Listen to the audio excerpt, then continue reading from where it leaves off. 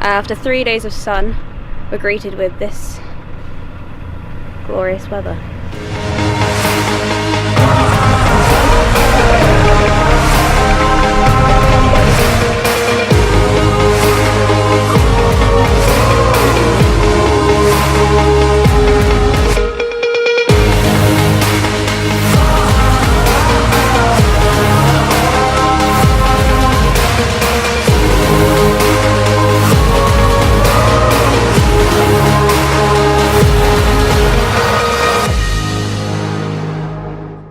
Last week you joined us as we sailed from the River Orwell on the east coast of the UK to Aberrock on the Brittany Peninsula. We had a good, if rough, passage certainly at the start.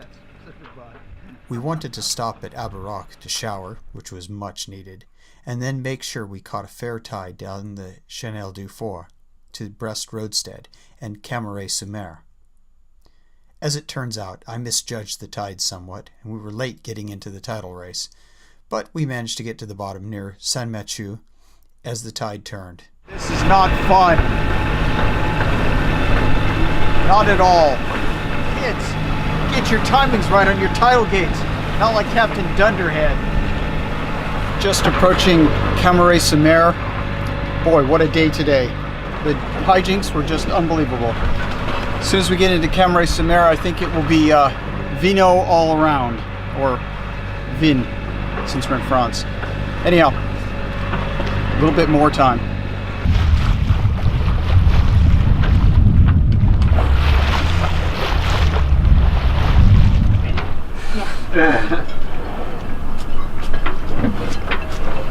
Stage 1, Camaret-sur-Mer, done, completed.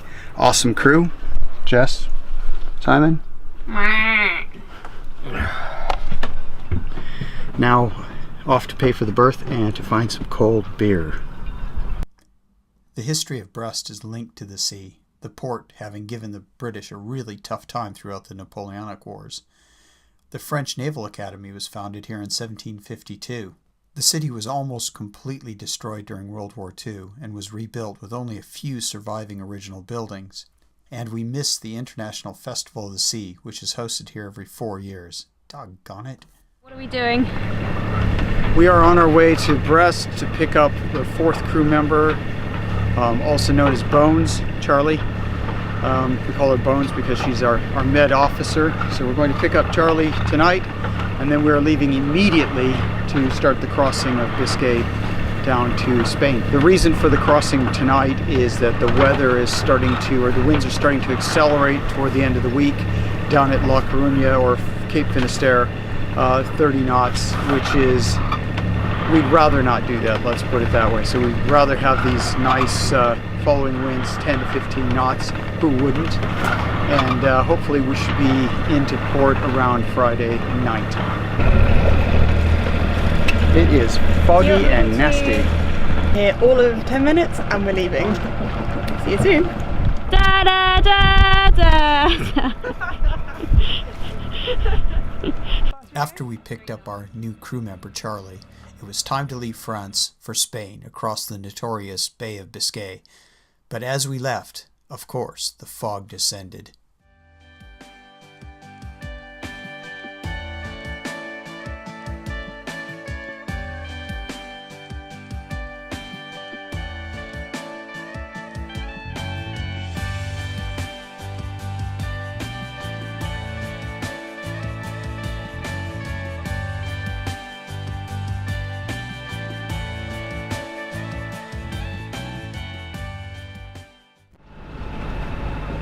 And then we have the rare cleaning fairy.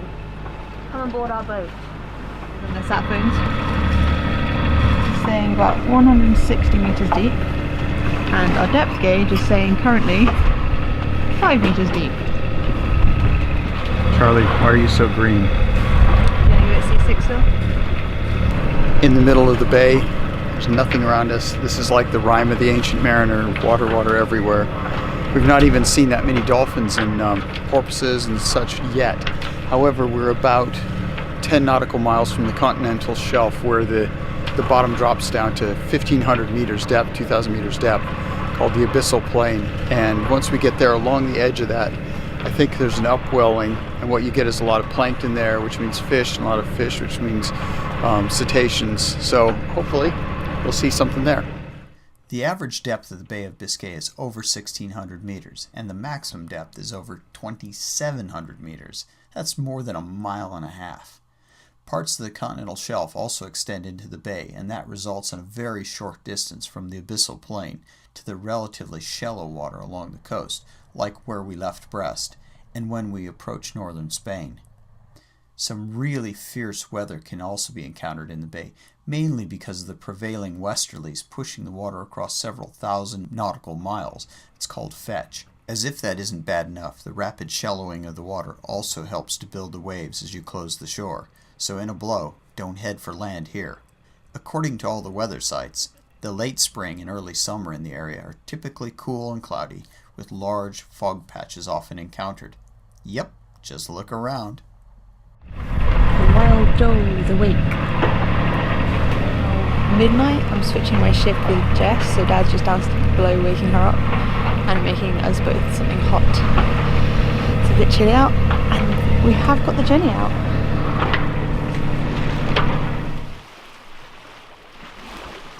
While on passage, we write in our log every 2 or 3 hours. The log contains lat, long, speed, wind direction and strength, water temperature, barometric pressure, and engine parameters including hours, RPM, and exhaust temperature. All of these can be important if we lose instruments while underway. You can't see this, but Charlotte and I are watching about half a dozen dolphins playing in our bow wake, and they're covered in tubes of phosphorescence. It is the most incredible thing. It's like something out of a Hollywood special effect, but it's real.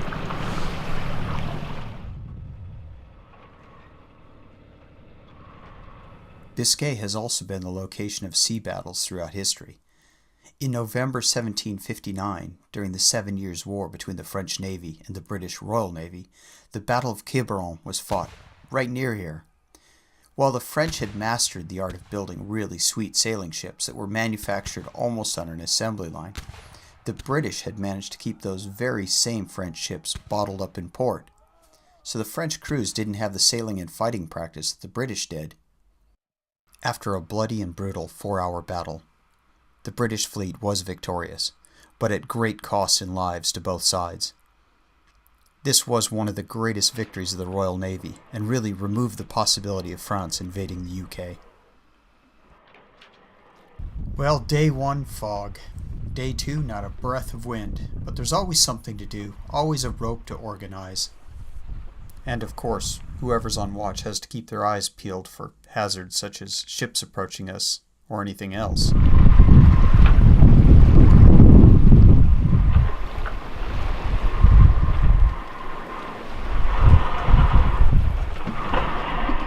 And nothing excites the crew like visits from dolphins.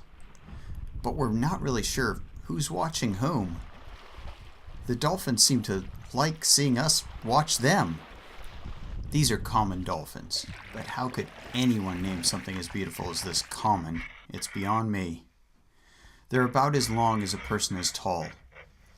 The short-beaked common dolphin is usually found along shelf edges. Remember the sharp drop from the shelf to the abyssal plain? Check.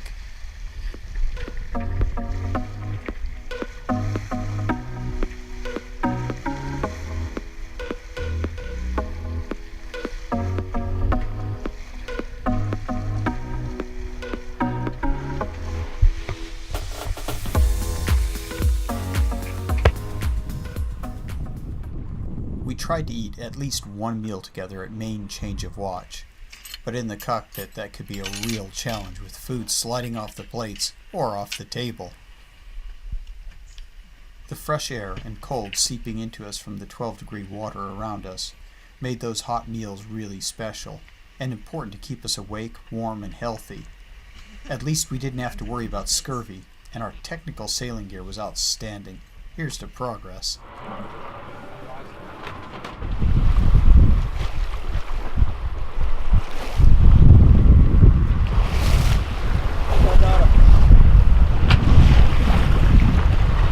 Wow, it's actually like a backflip. I got that on camera. like the 3rd or 4th time we've seen dolphins today.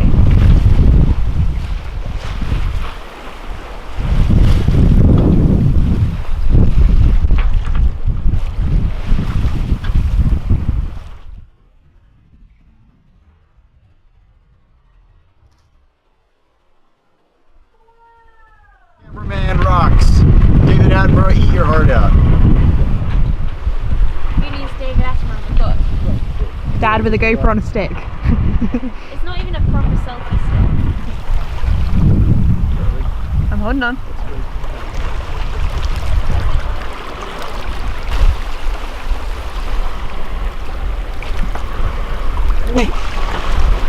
So you sneezing?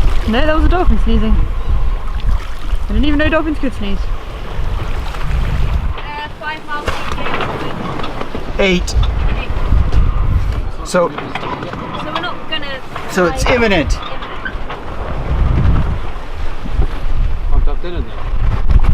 I'm not gonna sing Moana while you're filming.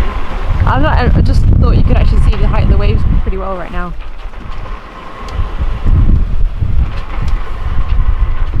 It just did a flip.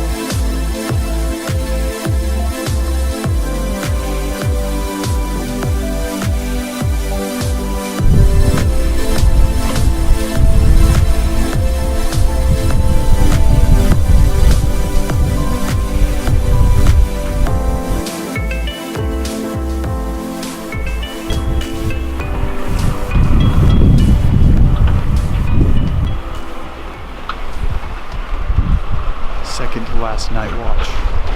I think just not going to make it far enough tomorrow, or actually today, Thursday, in order to get to Camarines or La Coruna. But it's not been too bad of a night. A bit confused waves, but beyond that, not too bad. The boat there. Oh, this is fun. And because their calling voices, their squeaks and things travel a long way under the water. They might announce it, you know. Come check out this plastic that's whale. right. It's great.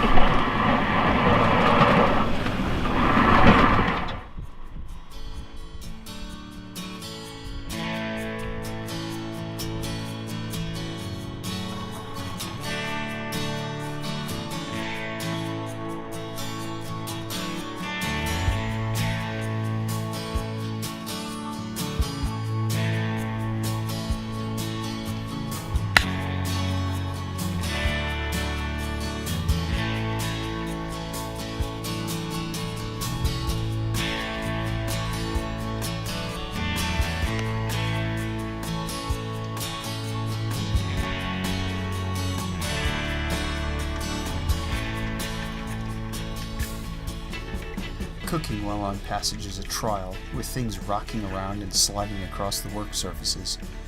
Especially making hot drinks, gravy, or anything with boiling water is really dangerous, so we always try to pour boiling water into cups and whatever, while in the basin in the galley, that's the sink in the kitchen.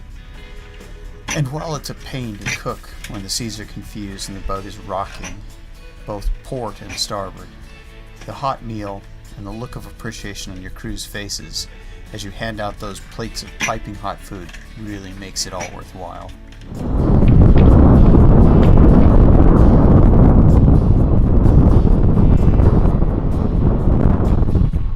The waves as we approached Spain grew to nearly 5 meters at times, and I didn't really want to have to sail across them toward A Coruña. So we headed toward a foreboding-looking coastline, and dropped anchor at Porto de Espazante for the night. The port was protected from the winds that were by now regularly hitting 30 knots, and even stronger gusts. Back to the grind. Swabbies eat me out of house and home, and then I have to clean up after them. Typical.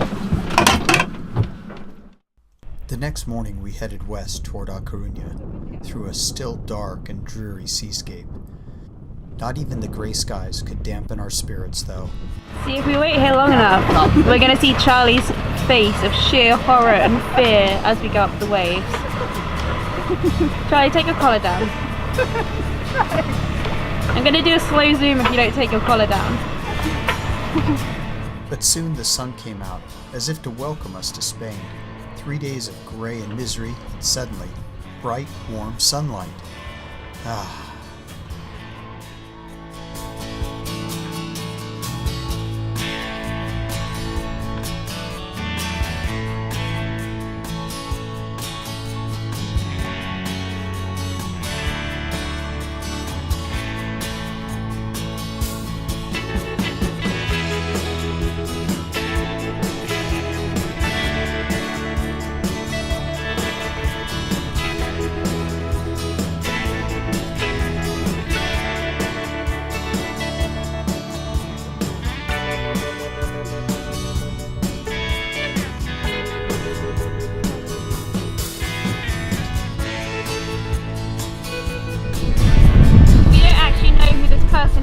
Haven't seen their face in 4 days.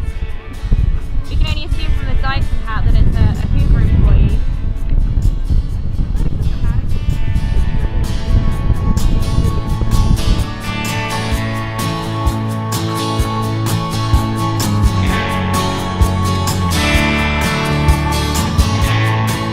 Cheers! Salute! And suddenly, our crossing of the bay was over, and here we were, safe in A Coruña.